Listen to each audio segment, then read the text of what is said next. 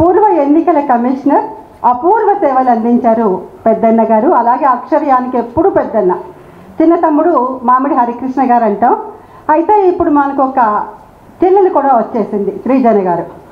ఎందుకంటే సంక్షేమ సృజనని జనాలకు అందించాలని సదాశయంతో ఐఏఎస్ అయిపోయి విశేష సేవలు అందిస్తున్నారు శ్రీజన గారు. వారికి ధన్యవాదాలు తెలియజేసుకుంటున్నాను. 1508 మంది అక్షరయాన్ గ్రూప్తో కలిసి మేము పనిచేస్తున్నామండి. మరి అమ్మలు అమ్మమ్మల సంస్థ మాది, గర్వంగా చెప్పుకుంటాం. మేము ముసలి వాళ్ళం కాదు, పడుచు వాళ్ళం, పరిగెత్తే వాళ్ళం. అది మనం ప్రూవ్ చేస్తూ ఉన్నాం.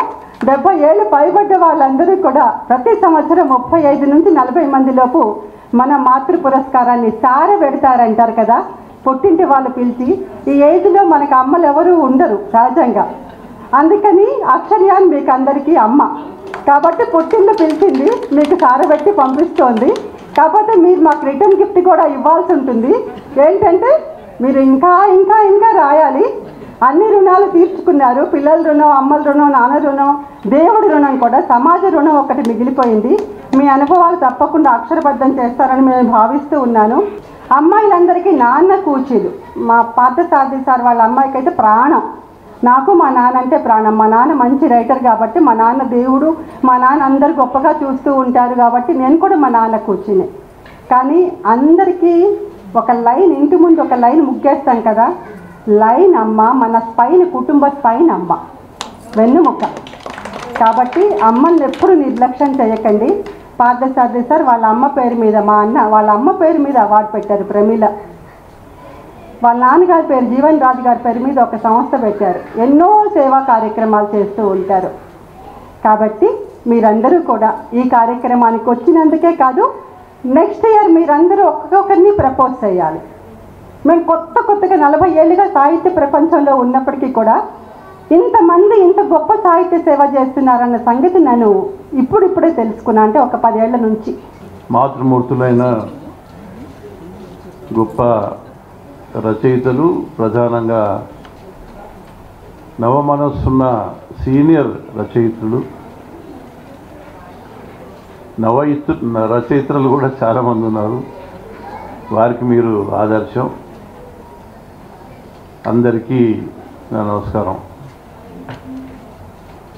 చాలా ప్రత్యేకమైన కార్యక్రమం ఇది. శ్రీలక్ష్మి గత 4 సంవత్సరాలుగా ఈ కార్యక్రమాన్ని తన భుజస్కంధాల మీద మోస్తూ ఉంది. ఈ సంవత్సరం సోదరి రాణి గారు, అట్లాగే డాక్టర్ శ్రీదేవి గారు వారిద్దరు కూడా తమ భుజాల్ని కూడా శ్రీలక్ష్మి భుజాన్ని కానించి మేము కూడా ఉన్నాము, నువ్వే ఎన్ని రోజులు మోస్తావు, ఎంతకాలం మోస్తావు, ఎన్ని కార్యక్రమాలు చేస్తావు అనే భావనతోనే ముందుకు రావడం. ఈ 3 సంస్థలు ఏదైతే ఆర్గనైజ్ చేస్తూ ఉన్నాయో వారందరికీ ఒక్కసారి కరతాళ ధ్వని ద్వారా మన కృతజ్ఞతల్ని తెలియజేద్దాం. ఏజ్ ఈజ్ జస్ట్ నంబర్ అన్నారు. వయస్సు ఒక సంఖ్య మాత్రమే. మానసికంగా ఎవరైతే దృఢంగా ఉంటారో, ఎవరైతే మంచి ఆలోచనలు చేస్తారో, మంచి భావాలు ఉన్నాయో అటువంటి వారు ఏ పని తలపెట్టినా అది తప్పకుండా విజయవంతమవుతుందని ప్రజలు అంటూ ఉన్నారు. ఎవరికి సన్మానం, ఎందుకు ఈ సన్మానం మీరందరూ మాట్లాడుకునేది. సీనియర్ గారు జ్ఞానపీఠ్ తీసుకున్న సందర్భంగా ఎప్పుడో ఈ డైలాగ్ వేశారని చెప్తూ ఉంటారు. చెట్టంతా పేరుకి చూరంతా సన్మానం అంటే ఎంత ఎదిగినా ఒదిగి ఉండాలి అన్న భావన మీ అందరిలో నాకు ప్రస్ఫుటంగా మీ ముఖాల్లో అది కనిపిస్తూ ఉంది. చాలా సంతోషం. సెల్ ఫోన్ ప్రపంచంలో పూర్తిగా మునిగిపోయిన యువతకి ఇలాంటి కార్యక్రమాలు తప్పకుండా స్ఫూర్తిని రగిలిస్తాయని నేను ఆశిస్తూ ఉన్నాను. ఏదైతే నవతరం రచయితలు ఉన్నారో వాళ్ళకి మాతృవందనం లాంటి కార్యక్రమాలు చాలా ఆదర్శవంతమని ఈ సందర్భంగా తెలియజేస్తూ ఉన్నాను. వీరు ముగ్గురు, శ్రీలక్ష్మి కానీ, రాణి గారు కానీ, డాక్టర్ శ్రీదేవి గారు కానీ ఎవరు బిలియనర్స్ కాదు. మిడిల్ క్లాస్ రేంజే నాకు అర్థమైనంది వరకు. ఈమె కూడా, రాణి గారు కూడా ఒక బోటికి నడుపుతారు.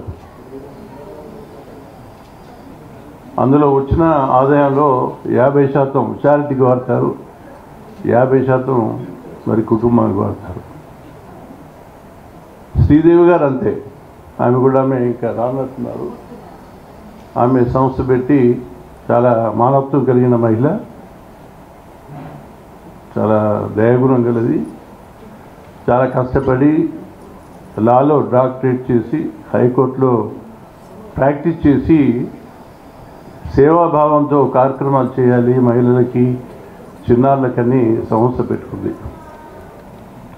వాళ్ళిద్దరూ, శ్రీలక్ష్మి గురించి నేను చెప్పాను. సృజనకు ఒక విషయం చెప్పేది ఏంటంటే ఆమె గురించి బహుముఖ ప్రజ్ఞాశాలి, సామాజిక సేవ కార్యకర్త, వ్యాఖ్యాత, కవి, రచయిత, ఈవెంట్ మేనేజర్. ఆమె క్వాలిఫికేషన్స్ చాలా ఉన్నాయి. ఆమె గురించి మనం చెప్పక్కర్లేదు. సృజన త్వరలోనే తెలుసుకుంటుంది శ్రీలక్ష్మి గారి గురించి. మీరందరి ద్వారానో ఆమె ఎక్కడెక్కడ ఇంటరాక్ట్ అవుతే తెలుసుకుంటూ ఉంటుంది. డాక్టర్ గారు కూడా మన మధ్య ఉన్నారు, డాక్టర్ రష్మి గారు.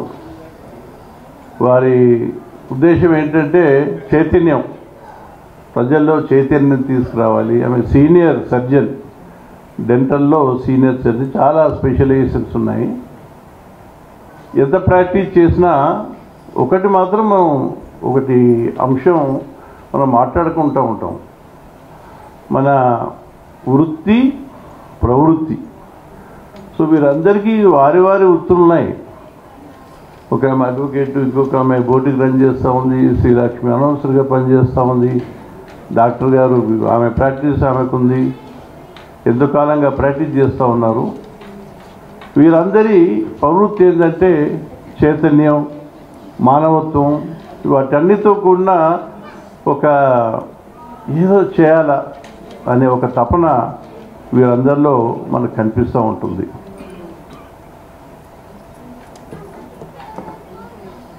సృజనని నేను ప్రత్యేకంగా ఈ కార్యక్రమానికి ఆహ్వానించినాను.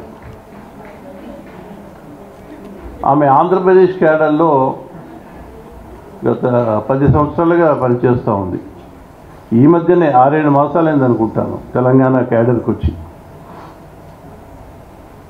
ఎప్పుడో తెలంగాణ రాష్ట్రం ఫామ్ అయినప్పుడు ఆమెను ఆంధ్రప్రదేశ్ క్యాడర్కి అలాట్ చేయడం, ఈ మధ్య కేంద్ర ప్రభుత్వము ఆమె తెలంగాణ క్యాడర్లో పనిచేయమని ఆదేశాలు ఇవ్వడం, ఆ కారణంగా సృజనకి రావడము, గ్రామీణాభివృద్ధి పంచాయతీరాజ్ శాఖలో ఆమె డైరెక్టర్గా ఉన్నారు. ఇప్పుడు సబ్ కలెక్టర్గా విజయవాడలో చేశారు. మళ్ళీ బహుశా చివరి పోస్టింగ్ ఇక్కడికి వచ్చే ముందు అదే విజయవాడలో ఇప్పుడు ఎన్టీఆర్ జిల్లా అంటున్నారు, దానికి కలెక్టర్గా చేశారు. కర్నూలు కలెక్టర్గా చేశారు. వైజాగ్లో కమిషనర్గా కలెక్టర్గా చేశారు. ఆమె నా కూతురు లాంటిది. ఎందుకు చెప్తున్నానంటే ఆయన మా బ్యాచ్మేట్ కూతురు. బలరామయ్య గారిని మా బ్యాచ్మేట్. ఆయన ఇంకా మాకన్నా ముందే రిటైర్ అయ్యారు. మంచి కళాకారుడు, మంచి అధికారి. కంబైన్ రాష్ట్రంలో ఆయన ఎండోమెంట్ కమిషనర్గా చేశారు, ఇంటర్మీడియట్ బోర్డు చేశారు, టీటీడీ జాయింట్ యోగా చేశారు. అతని ప్రవృత్తి కళ. మంచి నటుడు, దర్శకుడు. సాహిత్యమన్నా పాటలన్నా చాలా ఇష్టం. అతని దగ్గర వేలాది పాటలు నేర్చుకుంటారు సీడీ రూపంలో. వాళ్ళ ఇంట్లో చాలా పుస్తకాలు వారి తండ్రి గారి ఇంట్లో ఉన్నాయి. ఆయన మాలాగే ఎక్కడో హైదరాబాద్లో సెటిల్ కాకుండా తాను పుట్టిన గ్రామంలో శ్రీకాళహస్తి దగ్గర, నాకు గ్రామం పేరు తెలీదు, బట్ ఆ గ్రామంలోనే ఆయన సెటిల్ అయినారు. ఇప్పటికీ గ్రామంలోనే ఉంటారు.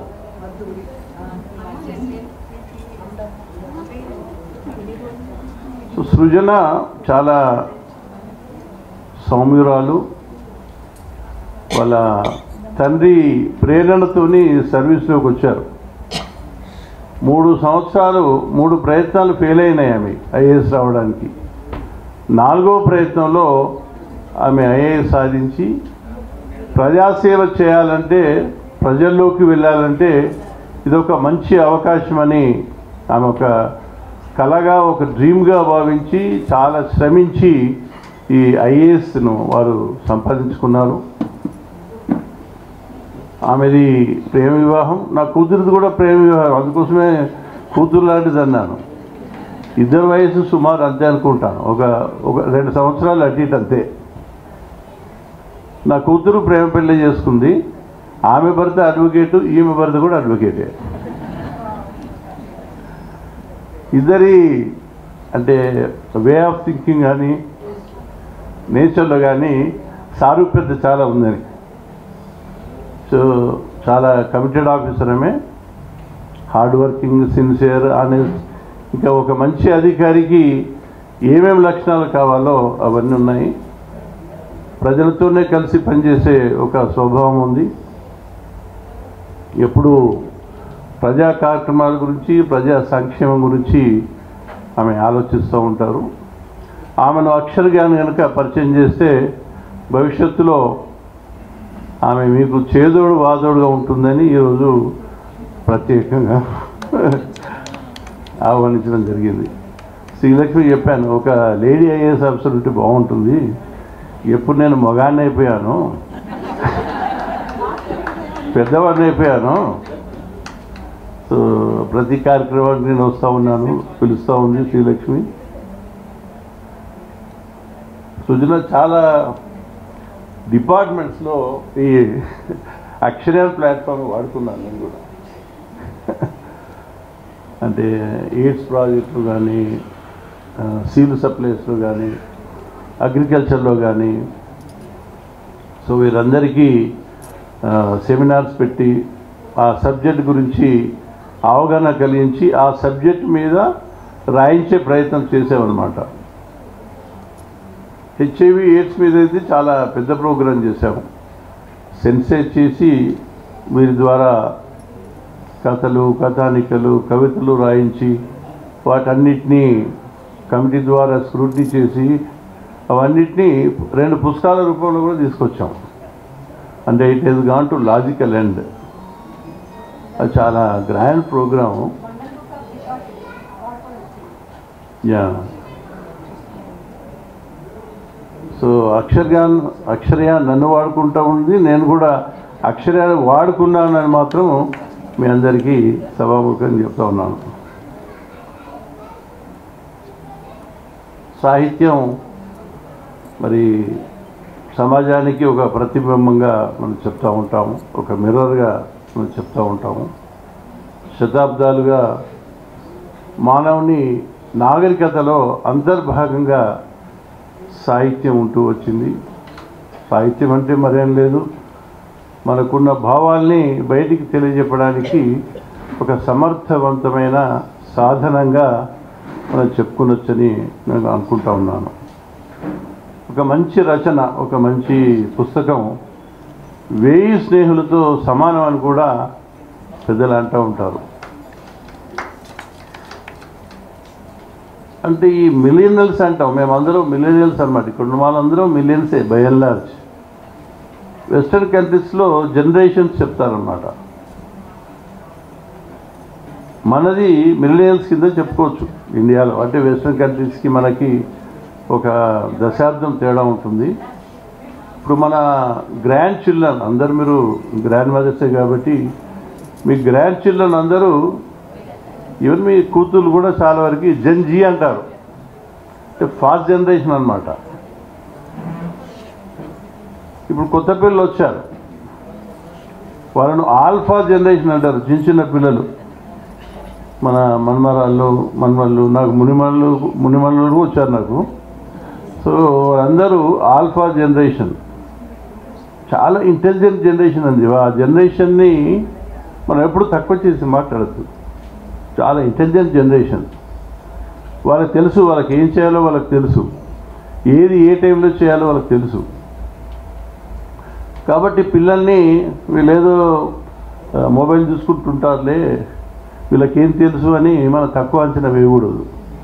వాళ్ళు చాలా మన మీద నిఘా వేస్తారు, సమాజం మీద నిఘా వేస్తారు, అనుభవం ద్వారా నేర్చుకుంటూ ఉంటారు.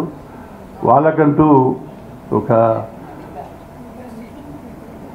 నిర్దేశం కానీ లేకపోతే టార్గెట్స్ అంటాం, లక్ష్యం కానీ ఏర్పరచుకొని ముందుకెళ్తూ ఉంటారు. మనం మాతృవందనం కార్యక్రమం గురించి కొన్ని అంశాలు నేను చెప్పే ముందు, మీ అందరికీ తెలుసు నేను ఏదో నాకు కొద్దిగా సైన్స్ లవర్ని, ఏదో అంశం మీద ఒక 2 మాటలు చెప్పడానికి ప్రయత్నం చేస్తూ ఉంటాను. గత సమావేశాల్లో కృత్రిమ వేద గురించి మనం మాట్లాడుకున్నాం. ఉన్నారా? ఎంతమంది ఉన్నారు? చేతులు ఎత్తండి. లాస్ట్ సమయం తక్కువ మంది ఉన్నారు. ఓకే, మనము 70 ఏళ్ళు ఆ పైబడిన వాళ్ళని, సీనియర్ రచయిత్రుల్ని, మాతృమూర్తులందరినీ, సరస్వతి మూర్తులనండి, మీ అందరినీ మన సంస్కృతి సాంప్రదాయం ప్రకారం గౌరవించుకుందాము. పుట్టింటి సారలాగా, సారా అనేది ఒక రివాజ్ కాదు, ఒక గౌరవం. ఆ గౌరవం మీకు అందరికి ఇద్దామని ఈరోజు మిమ్మల్ని రమ్మన్నాము. వయస్సు గురించి ఆలోచించాల్సిన సందర్భమే. నేను 65, మీరు 70, 75, 80 చూశాను లిస్ట్. 30 మందిలో 92 హైయెస్ట్, 80, 92 మధ్య ఒక 7-8 మంది ఉన్నారు. మిగతా వాళ్ళందరూ 70, 80 మధ్య ఉన్నారు. అయితే ఇప్పుడు సైన్స్లో ఒకసారి మన వయస్సు అనే సబ్జెక్టు మనం ఆలోచిస్తే, స్వాతంత్రం వచ్చినప్పుడు మన భారతదేశంలో యావరేజ్ లైఫ్ స్పాన్ అంటే జీవితకాలం, ఆయుర్దాయం అంటాం మనం, ఆయుర్దాయం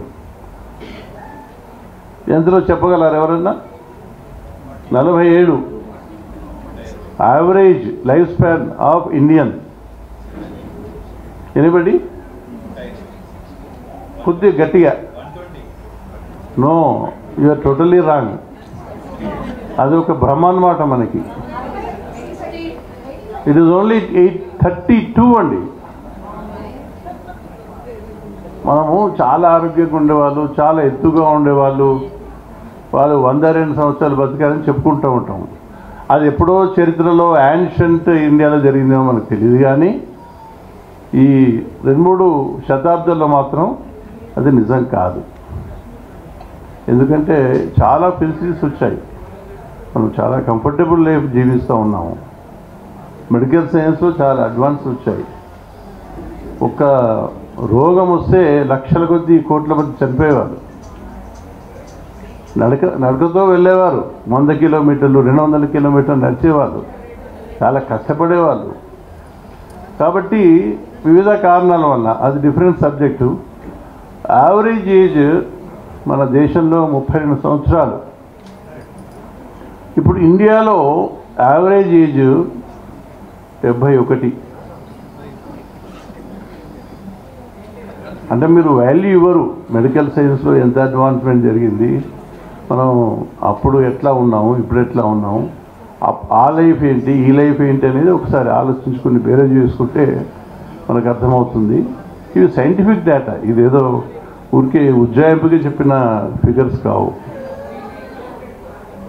ఇప్పుడు అమెరికా వెళ్తే అక్కడ యావరేజ్ లైఫ్ స్పాన్ 79, మనది 71 అయితే అక్కడ 79. యూరోప్లో 83 అండి. హైయెస్ట్ జపాన్ 85, 85 ఏళ్ళు.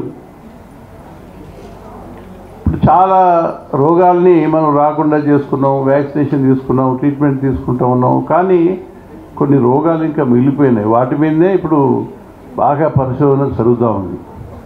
ఆ రోగాలకి మన జీవిత కాలానికి చాలా అవినాభావ సంబంధం ఉంది. ఒకటి డయాబెటీస్, రెండవది హార్ట్ డిసీజ్, మూడవది క్యాన్సర్, నాలుగవది అల్జిమీర్స్, ఎక్కువ వెస్ట్రన్ కంట్రీస్లో ఉంది, ఓల్డ్ ఏజ్లో వస్తుంది. ఈ 4 కారణాల వల్ల వృద్ధాప్యం తొందరగా వస్తుంది. ఇప్పుడు రీసెర్చ్ టాపిక్ ఏంటంటే బాగా ఇంటెన్సివ్గా రీసెర్చ్ జరిగేది ఏజింగ్. అంటే వృద్ధాప్యాన్ని దూరం చేయొచ్చా, ఎంత దూరం చేయొచ్చు, ఆలస్యం చేయొచ్చా, దాన్ని స్టాప్ చేయొచ్చా, దాన్ని వెనుకకి తీసుకురావచ్చా, ఈ రకమైన రీసెర్చ్ జరుగుతూ ఉంది. దీనికి ఆధారం ఏంటంటే మామూలుగా సైంటిఫిక్గా మన హ్యూమన్ లైఫ్ స్పాన్ 115 సంవత్సరాలండి, మన పొటెన్షియల్ ఏజ్ అన్నమాట. అంటే మనం సక్రమంగా మనకు బతికితే, ఆరోగ్యంగా డైట్ కానీ ఎక్సర్సైజ్ కానీ లేకపోతే మిగతా వ్యసనాలు లేకుండా ఆరోగ్యకరంగా కనుక మనిషి బతికితే 115 సంవత్సరాలు బతికే అవకాశం ఉంది మానవునికి. సో దాన్ని తీసుకునే రిఫరెన్స్గా ఇప్పుడు యావరేజ్ తీసుకొని గ్యాప్ అన్నమాట. ఇప్పుడు మనకి ఇండియన్స్కి ఇక 44 ఏళ్ళ గ్యాప్ ఉంది మనకి. అంటే ఆ 44 ఏళ్లలో ఇంకా 10-15 ఏళ్ళు 20 ఏళ్ళు సులభంగా పెంచొచ్చు అనుకుంటే, దాని మీద ఇప్పుడు రీసెర్చ్ అవుతూ ఉంది. ఒక రకమైన రీసెర్చ్ జన్యుపరంగా జరుగుతూ ఉంది. కొన్ని జీన్స్ ఐడెంటిఫై చేసినారు, వాటి వలన లాంజివిటీ పెరుగుతుందనే జీన్. లేకపోతే ఈ 4 ఏదైతే మేజర్ డిసీజెస్ ఉన్నాయో వాటిని ఏ రకంగా మనము ట్యాకిల్ చేయాలి, డయాబెటీస్ లేకుండా ఎలా చేయాలి, క్యాన్సర్ని తొందరగా కనిపెట్టాలి, క్యాన్సర్ క్యూర్ కనిపెట్టాలి, హార్ట్ ప్రాబ్లం తొందరగా కనిపెట్టి క్యూర్ చేయాలి, ఇలాగా వీటి మీద 4 వ్యాధుల మీద రీసెర్చ్ జరుగుతూ ఉంది. డాక్టర్ సింక్లేర్ అని ఒక హార్వర్డ్ మెడికల్ స్కూల్లో గత 3 దశాబ్దాలుగా రీసెర్చ్ చేసి, మామూలుగా వాళ్ళు ల్యాబొరేటరీస్ చేస్తారు, ఎలకల మీద చేస్తారు ల్యాబ్లో. దాంట్లో ఆయనకి ప్రోగ్రెస్ కనిపించింది, అచీవ్మెంట్ చేశారు ఆయన. కొన్ని మందులు వాడి కూడా ఎలుకల్లో వయసు పెంచేలా అతను చేయగలిగాడు. ఇప్పుడు కోతుల మీద రీసెర్చ్ జరుగుతూ ఉంది, మనకు దగ్గర కోతులు కాబట్టి. సో అట్లా సక్సెస్ అయిన తర్వాత హ్యూమన్ ట్రయల్స్ చేస్తారు. బట్ సైంటిస్ట్ చెప్పేది ఏంటంటే వచ్చే 10 సంవత్సరాల తర్వాత తప్పకుండా మన వయస్సును ఇంకా 10 సంవత్సరాలు 20 సంవత్సరాలు పెంచుకునే అవకాశం మాత్రం తప్పకుండా ఉంటుందని వాళ్ళు చెప్తూ ఉన్నారు. ఇది మాకు రిలవెంటే. కొద్దిగా 50 60 ఎవరు ఉంటే వాళ్ళందరూ బెనిఫిషియరీ, ప్రయోజనం పొందుతారు ఒక 5-10 ఏళ్ళ తర్వాత. ఈ 80 తర్వాత 90 తర్వాత మనం చెప్పలేము. కానీ 50-60 లోపల ఉన్న మాత్రం జనరేషన్ తప్పకుండా బ్రేక్ త్రూ వస్తుంది. అప్పుడు యావరేజ్ ఏజ్ ఇప్పుడు ఏదైతే మనం 71 అంటా ఉన్నామో, మహిళలది 73 అండి యావరేజ్. మీరు సంతోషపడాలి. మగాళ్ళ కంటే ఒక 3 సంవత్సరాలు మీకు జీవితకాలం మీరు ఎక్కువగా ఉంటారు. మన ఇండియాలో యావరేజ్ 70, మగవాళ్ళది 69, ఆడవాళ్ళది 73. సో అంటే because of various reason including hormonal system అన్నిటి కారణంగా ఒక 3 సంవత్సరాలు మీరు ఎక్కువ బతుకుతారు.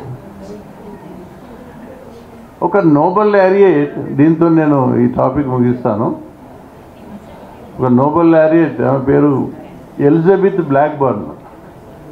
2009లో నోబెల్ లారియట్ ఆమె ఈ విషయం మీద పరిశోధన చేసి ఆమె ఒక థియరీ ఆమె ఫార్ములేట్ చేసింది. ఏంటంటే మన జీవిత కాలానికి ప్రతి కణానికి సంబంధం ఉంది. ప్రతి మన జీవకణంలో క్రోమోజోమ్స్ ఉంటాయి. క్రోమోజోమ్ ఏదైతే ఉందో దానిపైన టీలోమియర్ అని ఒక టిప్ ఉంటుంది. ఎవరన్నా బయాలజీ టీచర్స్ ఎవరైనా ఉంటే వాళ్ళకి అర్థమవుతుంది. సో టీలోమియర్ అనే ఒక టిప్ ఉంటుంది. అది వయస్సు పెరిగినా కొద్దీ అది తరుగుతా పోతుంది అనమాట. ఎరోజన్ ఆఫ్ టీలోమియర్ అంటారు. కొందరికి ఇప్పుడు డైట్ కంట్రోల్లో లేకపోతే మెడిసిన్స్ ఇంకా రకరకాల ఎక్సైజో జాగ్రత్తలు తీసుకుంటే ఆ ఎరోడైన టీలోమియర్ మళ్ళీ బిల్డప్ అవుతూ ఉంటుంది. అట్లా ఏ రకంగా అయితే బిల్డప్ అవుతుందో వాళ్ళకి వయస్సు ఎక్కువగా పెరిగే అవకాశం ఉంది.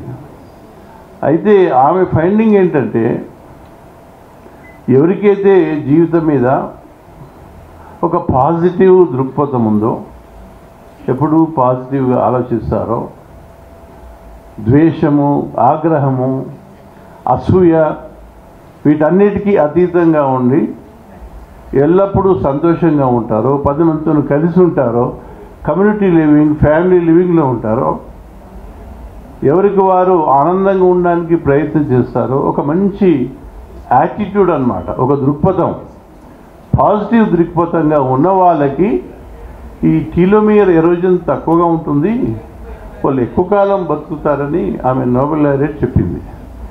ఈ విషయం మరి అందరికీ రిలవెంట్ కాబట్టి ఈ విషయాన్ని మనం మన జీవన ప్రయాణంలో గుర్తుపెట్టుకుంటే కొంత ప్రయోజనం కలుగుతుందని నేను ఆశిస్తూ ఉన్నాను. మెటాఫార్మిన్ ఎవరికైనా తెలుసా? డయాబెటీస్ ఉన్న వాళ్ళకి తెలుసు. మెటాఫార్మిన్ ఈ ట్యాబ్లెట్స్లో ఉంటుంది. సో ఏజ్ ఎక్కువ ఉద్యాపం తొందరగా రావద్దంటే మెటాఫార్మిన్ వాడుతూ ఉన్నారు. చాలా ఫారిన్ కంట్రీస్లో వాడుతూ ఉన్నారు. ఇప్పుడు అట్లాంటి డ్రగ్స్ చాలా వస్తూ ఉన్నాయి, భవిష్యత్తులో వస్తాయి.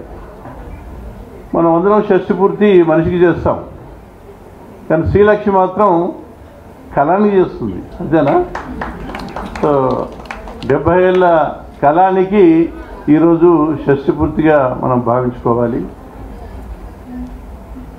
సారే నా దృష్టిలో రచయిత యొక్క జీవన ప్రయాణానికి అంకితం ఇచ్చే ఒక కృతజ్ఞతగా నేను భావిస్తూ ఉన్నాను. ఈ కార్యక్రమాన్ని శ్రీలక్ష్మి గారు, మళ్ళీ రాణి గారు, శ్రీదేవి గారు భవిష్యత్తులో కూడా కంటిన్యూ చేస్తారు. ఇవే కాకుండా చాలా కొత్త కొత్త కార్యక్రమాలు శ్రీలక్ష్మి మెదడులోకి వస్తూ ఉంటాయి, అంకురిస్తూ ఉంటాయి.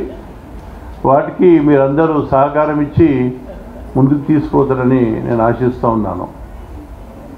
ఇప్పటికీ ఈ సంవత్సరంతో 4 సంవత్సరాల్లో బహుశా సుమారు 200 మంది సీనియర్ రచయిత్రులకి మాతృవందన పురస్కారం చేసే భాగ్యం మాకు కలిగిందని ఈ సందర్భంగా నేను తెలియజేస్తూ ఉన్నాను. నేను ఈ 30 మంది ప్రొఫైల్స్ ఒకసారి చూశాను. ఎవరు ఈ 30 మంది, మనం సన్మానం చేసే మాతృమూర్తులు ఎవరు అని వాళ్ళ లైఫ్ ప్రొఫైల్ చూశాను. చాలా ఇంట్రెస్టింగ్గా ఉన్నాయండి. ఈ 30 మందిలో చాలామంది డాక్టరేట్స్ ఉన్నారు. ఒక 12 మంది వరకు డాక్టరేట్స్ ఉన్నారు. చాలామంది టీచర్స్గా, లెక్చరర్స్గా, ప్రొఫెసర్స్గా రిటైర్ అయినారు. కొంతమందికి ఛానల్స్ ఉన్నాయి, యూట్యూబ్ ఛానల్స్ ఉన్నాయి, కొంతమందికి బ్లాగ్స్ ఉన్నాయి, కొంతమంది స్టడీ సర్కిల్స్లో కోచింగ్ ఇస్తూ ఉన్నారు, సివిల్ సర్వీస్కి కోచింగ్ ఇస్తూ ఉన్నాను. ఎంతోమంది యువతల యొక్క భవితన్యాన్ని వాళ్ళు బాగా చేస్తూ ఉన్నారు. చాలామంది సేవా కార్యక్రమంలో పాల్గొంటూ ఉన్నారు. కొంతమందికి ట్రస్ట్లు ఉన్నాయి. ఆ ట్రస్ట్ ద్వారా వయోజనులకి, ఇంకా మిగతా మన సమాజంలో ఉన్న వివిధ వర్గాలకి సామాజిక కార్యక్రమం చేసే వాళ్ళు కూడా చాలామంది నాకు కనిపించారు. ఎన్నో సన్మానాలు, ఎన్నో బురుదులు చెప్పద్దిగా అన్నీ ఉన్నాయి. కొంతమంది వందల రచనలు చేశారు, కొంతమంది వేల కౌంటుకో వెళ్ళిపోయింది. కథలు, కథానికలు, వ్యాసాలు, ప్రసంగాలు, సమీక్షలు అన్ని ఫార్మాట్స్లో చేసిన వాళ్ళు ఉన్నారు. కొందరు 2 భాషల్లో చేసిన వాళ్ళు ఉన్నారు. వాళ్ళు అనువాదకులు, ఇంగ్లీష్ నుంచి తెలుగుకి, తెలుగు నుంచి ఇంగ్లీష్కి గొప్ప పుస్తకాలు తెలుగు నుంచి ఇంగ్లీష్కి, ఇంగ్లీష్ నుంచి తెలుగు అనువదించారు. త్రిభాష ఎవరమ్మా రాలేదు కదా వల్ల? మీరు త్రిభాషనా? ఓ రావు గారు అమ్మాయ. సో ఈ రకంగా కొంతమంది సంస్థలు నడుపుతూ ఉన్నారు, ఎన్నో అసోసియేషన్స్లో సభ్యులుగా ఉన్నారు.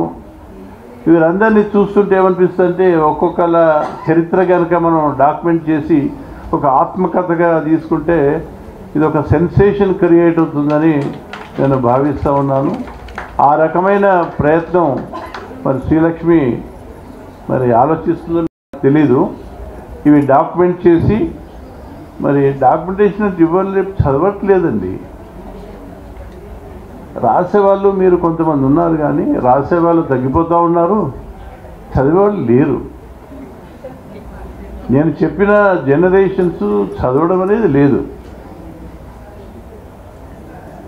మరి ఈ జనరేషన్ చదువుతారో లేదే భవిష్యత్తులో తెలీదు. ఇప్పుడు మన జనరేషన్లో చిన్నప్పుడు చాలా పుస్తకాలు చదివినాం. నేను 10th ఇంటర్మీడియట్లోనే ఒక 100 పుస్తకాలు చదివి ఉంటాను. రకరకాల పుస్తకాలు, different subjects depending on the interest. ఇప్పుడు చదవడం అనేది లేదు. కాబట్టి అందుకోసమే లాస్ట్ టైం చెప్పాను నేను, మీరు ఏం పుస్తకాలు రాసినా అది డిజిటైజ్ చేసి ఇంటర్నెట్లో పెట్టండి. రాను రాను కొంతమంది అయినా చూస్తారు, కొంతమంది అయినా చదువుతారు. ఈ ఆర్టిఫిషియల్ ఇంటెలిజెన్స్ డేస్ కాబట్టి మీకు డిజిటైజ్ చేసిన డేటా ఉంటే కానీ ఆర్టిఫిషియల్ ఇంటెలిజెన్స్ దృష్టికి పోదు, కృత్రిమ మేధ దృష్టికి పోదు. ఆ వాస్తవాన్ని గ్రహించి మీరు రాసిన పుస్తకాలన్నీ డిజిటైజేషన్ చేసే ప్రయత్నం చేయండి. ఇప్పటి నుంచి రాయబోయే ఏ రచనలైనా అవి ఆన్లైన్లో ఉండేటట్టుగా చూసుకుంటే మీ రచనలకి భవిష్యత్తులో ప్రయోజనం ఉంటుంది, సమాజానికి కూడా ప్రయోజనం ఉంటుందని నేను చెప్తా ఉన్నాను. ఐ థింక్ నేను కొంతమంది గురించి చెప్పాలనుకున్నాను, కానీ సమయాభావం వల్ల శ్రీలక్ష్మి నేను ఇండివిజువల్గా చెప్పను. నేను యాక్చువల్గా రాసుకున్నాను, ఒక్కొక్కరి గురించి ఒక 2-3 ఇంపార్టెంట్ పాయింట్స్ రాసుకున్నాను. దాన్ని సమ్మరీ మీకు చెప్పాను ఇప్పుడు ఏ రకంగా ఉందని. సో చాలా గొప్ప కార్యక్రమం ఇది, అందరికీ స్ఫూర్తిదాయంగా ఉన్న కార్యక్రమం. కొత్త తరానికి మంచి ఆదర్శప్రాయమైన ప్రోగ్రాంగా నేను భావిస్తూ ఉన్నాను. ఇలాంటి వినూతనమైన కార్యక్రమాలు మీరు అందరూ ఆలోచించి భవిష్యత్తులో ఇంకా ముందుకు తీసుకుపోతారని ఆశిస్తూ, ట్వింకిల్ ట్వింకిల్ లిటిల్ స్టార్స్, మన సీనియర్ రచయితలందరూ సూపర్ స్టార్స్.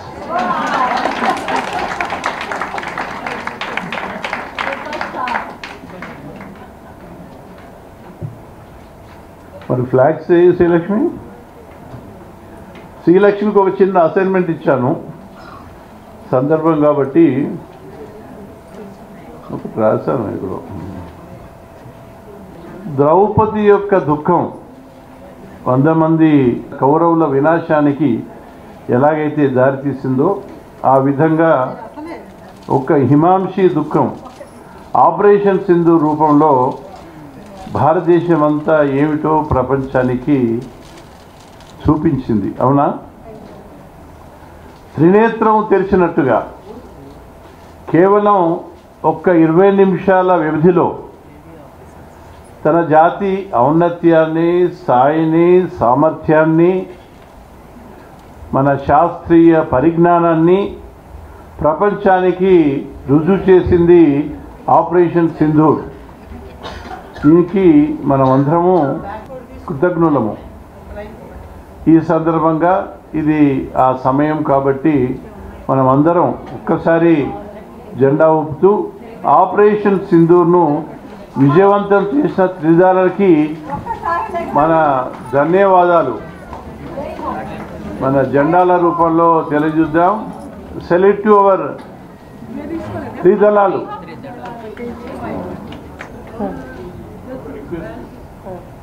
ఇవాళ సాహిత్యంలో సంగీతంలో ప్రవేశం ఉంది.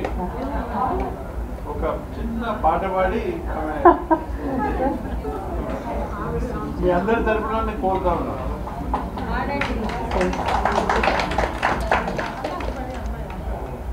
సడన్గా ఒక పల్లవి, ఒక చరణం. అమ్మ గురించి మాట్లాడుతున్నాం కాబట్టి సందర్భోచితంగా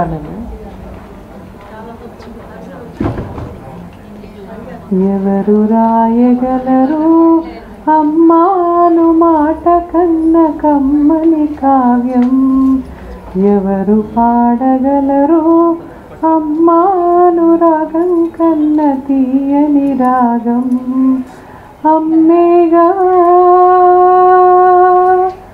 అమ్మేగా చిరునామా ఇంతటి ఘన చరితకి, అమ్మేగా కనగలదు అంత గొప్ప అమ్మని, ఎవరు రాయగలరు అమ్మాను మాట కన్న కమ్మని కావ్యం, ఎవరు పాడగలరు అమ్మాను రాగం కన్న తీయని రాగం.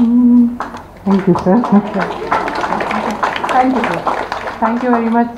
అందరికీ నమస్కారం. మరి ఒకసారి ఇంత మంచి కార్యక్రమానికి పిలవడమే గౌరవంగా భావిస్తున్నాను.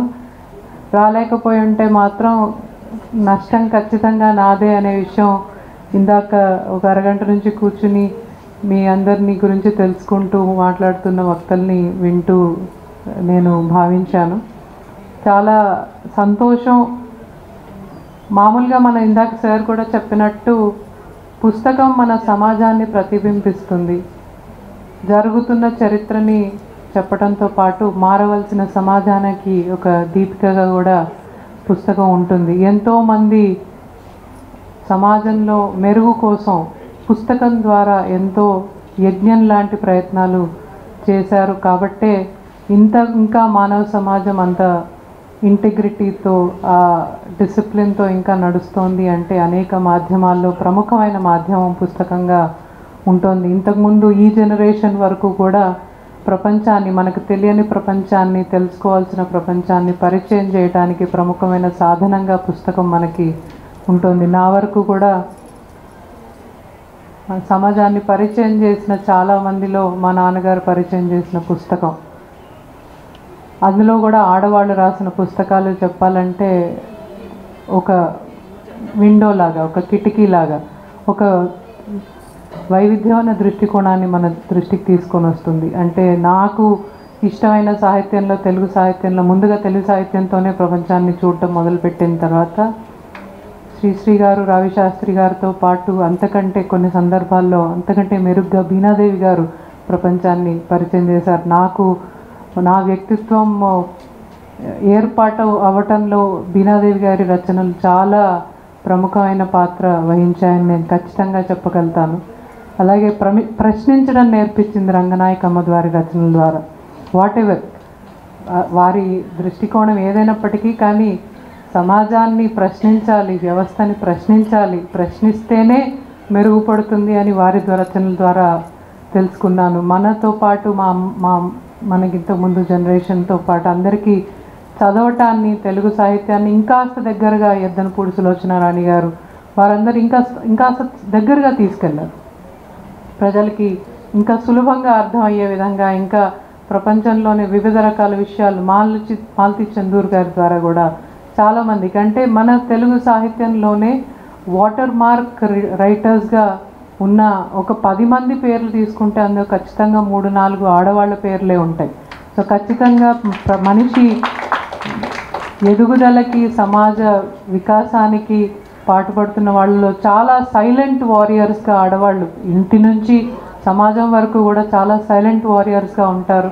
కానీ వారు బయటకు వచ్చి రాసి వారి ఆలోచనలు పంచుకున్నప్పుడు ఇంకా ఎక్కువగా ప్రజలకి హత్తుకునే విధంగా, ఇంకా ఎక్కువ రిలేటబుల్గా ఉంటాయి ఆడవాళ్ళు. అంటే మా అమ్మ నాన్నలో ఇద్దరు, నాన్నగారి గురించి నేను ఎక్కువ చెప్పినా అమ్మ నా అస్తిత్వం అనిపిస్తుంది.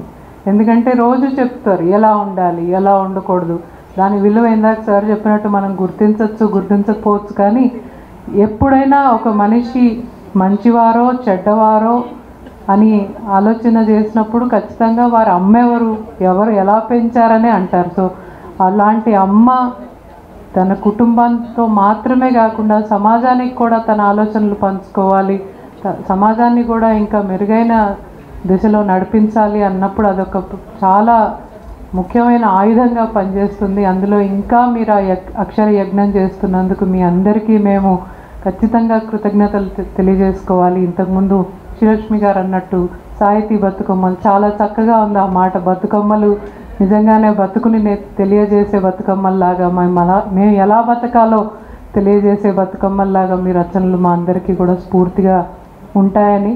కానీ సార్ ఇందాక చెప్పిన మాటల్లో చదవడం తగ్గిపోతుంది అని అన్నారు. మేబీ అ లిటిల్ కరెక్షన్, చదివే విధానం మారిపోతుందేమో. మారుతున్న సమాజంతో పాటు మనం ఎక్స్ప్రెస్ చేసే విధానం కూడా మారినప్పుడే మన అస్తిత్వము, మన మనుగడ ఉంటుంది అనే విషయాన్ని మాత్రం నేను అందరు రచయితలకి చెప్తాను. సాహిత్యం అంటే ఒక 100 ఏళ్ల క్రితం మేబీ పెద్ద పెద్ద గ్రంథాలు, కావ్యాలు ఉండేవి. 100 సంవత్సరాల క్రితం అవి కవితలకి, ఈ మోడర్న్ లిటరేచర్ వచ్చినప్పుడు అది మనం చదివే విధానం, రాసే విధానం కూడా మారిపోయింది. Maybe it is another time for another revolution. ఇంకొక సాహితీ ఉద్యమం జరుగుతోంది అనుకోవచ్చు. ఇక్కడికి పిలవడమే గౌరవం, మీ అందరితో పరిచయం అవడమే గౌరవం. ఈ పరిచయాన్ని ఖచ్చితంగా ఇలాగే కొనసాగిస్తూ ఇటువంటి కార్యక్రమాల్లో ఎప్పుడూ భాగస్వామ్యం పంచుకోవాలనుకుంటూ, ఎప్పుడు నన్ను పిలుస్తారు అని ఆశిస్తూ, పిలిచినందుకు, నన్ను విన్నందుకు, ఇక్కడ వచ్చిన వాళ్ళందరికంటే నా అనుభవం వయసు తక్కువ ఉండొచ్చు అయినా కానీ ఎంతో ఓపికగా నన్ను విన్నందుకు ధన్యవాదాలు. Thank you very much. Congratulations for writing continuously for 60 years और मोर देन दैट. और आप सबने माँ सरस्वती की जो तपस्या की है उसके लिए मैं आपका धन्यवाद अदा करना चाहती हूँ. आप सब बहुत महान हो. आपके सामने हम यहाँ खड़े होके आपके लिए कुछ नहीं कह सकते, सिर्फ आपको वंदन कर सकते हैं.